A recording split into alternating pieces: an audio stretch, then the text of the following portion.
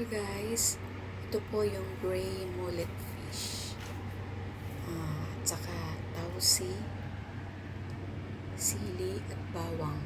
Yan po ang ilalagay natin sa pinaka-top niya. Inihawa po nila ito into two. Nahugasan ko na po yan. Dampi-dampian lang ng konti kasi mga konting tubig pa. Ganyan po ang style ng mga Chinese sa pag-steam. Ninaman ako sa ampong babae. Tapos, ilalagay sa top yung minced tausi, sili, and garlic.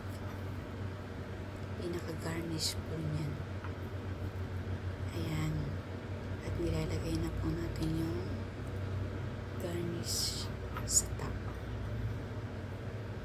ng gray mullet fish. Ayan po.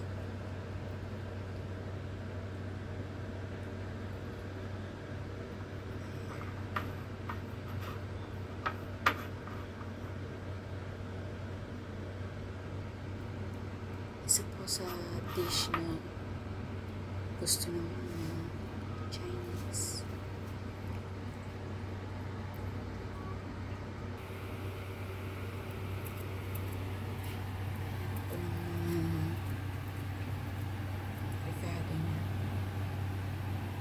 Garlic, tausi, and sili.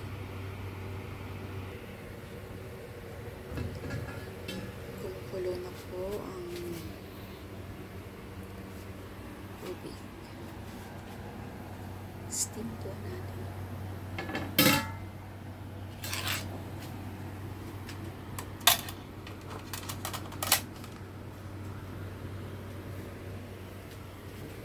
Lalagyan po natin sa palayok. Steam po natin yan ng 10 minutes.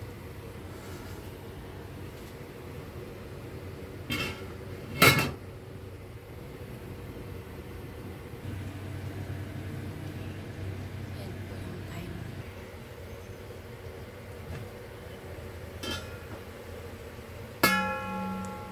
Ayan. At luto na.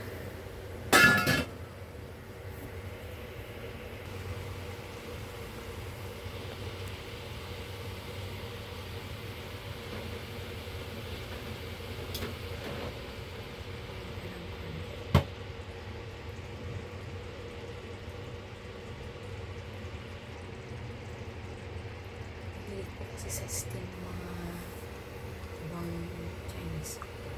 Then, papainit ng mantika para ilagay din sa sa pinakatap na.